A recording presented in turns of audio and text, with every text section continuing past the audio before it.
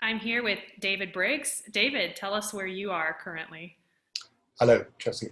So I'm in our apartment on the Upper West Side, 123rd and Broadway in New York City. And I assume you haven't been in St. John the Divine much during this time.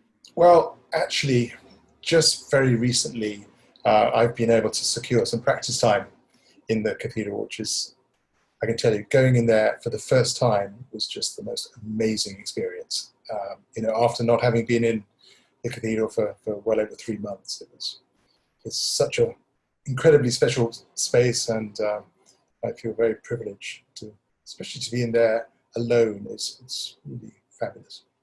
And how has this time affected you as a composer, um, especially when there aren't performing opportunities? Well, I've had to kind of rejig everything, and luckily I've had 5 different projects to be getting on with. A transcription of Louis Viern's Opus 24 orchestral symphony, really a rather wonderful piece that he wrote in 1909. And so the cathedral in Speyer in Germany invited me to make a transcription of this to premiere there on the great Seifert organ in October. So I'm still very, very hopeful that that will be able to go ahead. So that was the first thing. Then I've also made a transcription of Vaughan Williams's Fifth Symphony.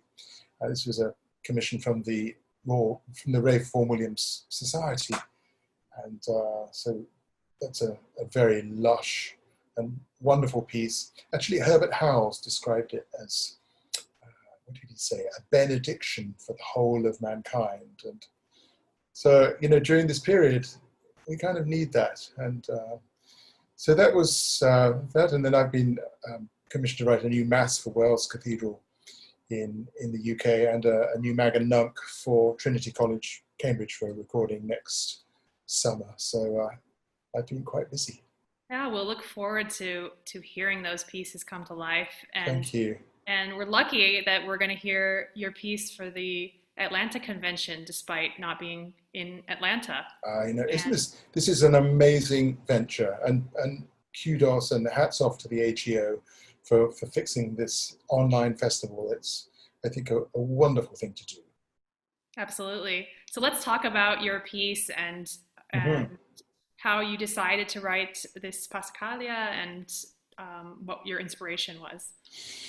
Well, it's funny, as a composer, I've always been very impulsive, and I improvised for, I don't know, most of my life, since I was like 6 or 7 years old, but never actually composed a piece until I was 30.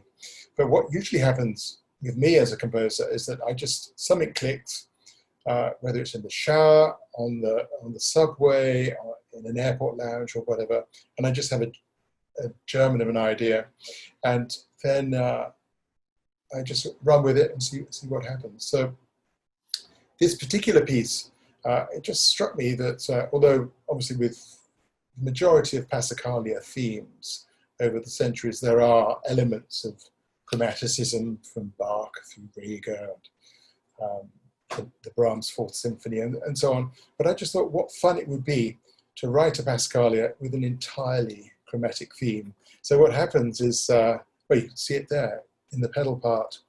We start on the leading note, on the D sharp, and actually I suppose the first interval is a whole step. But apart from that, the theme is pretty much chromatic. So it's sort of 95% chromatic with there's an augmented second thrown in there. I can see from the F sharp to the E flat.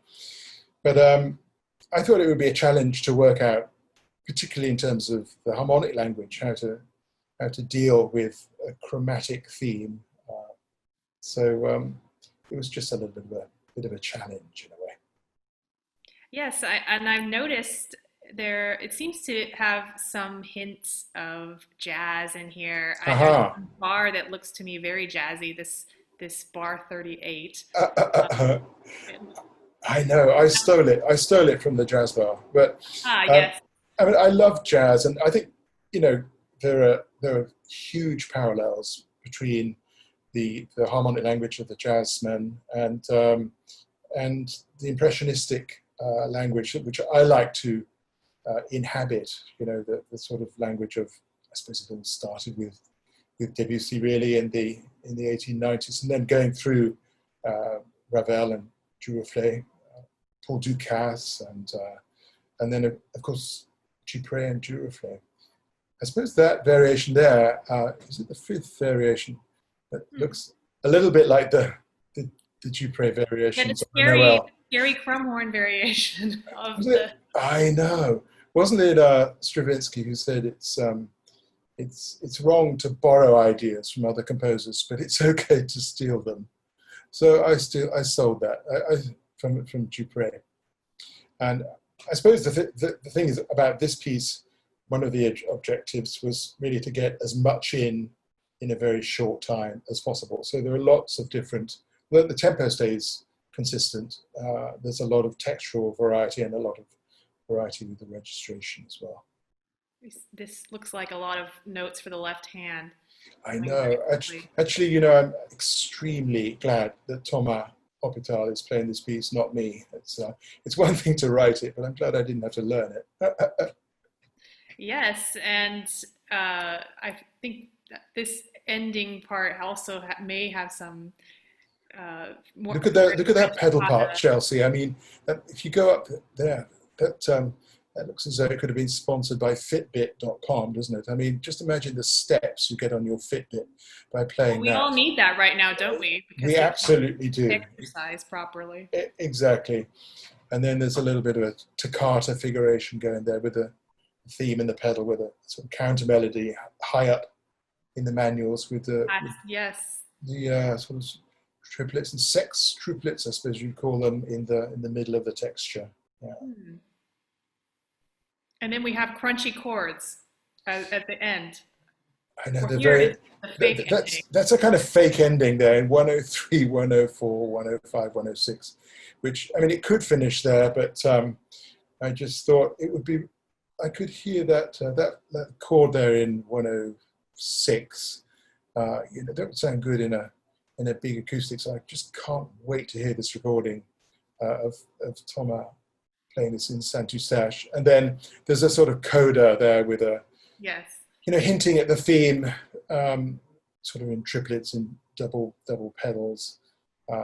Before I think some more rather sexy chords, 109 to the end.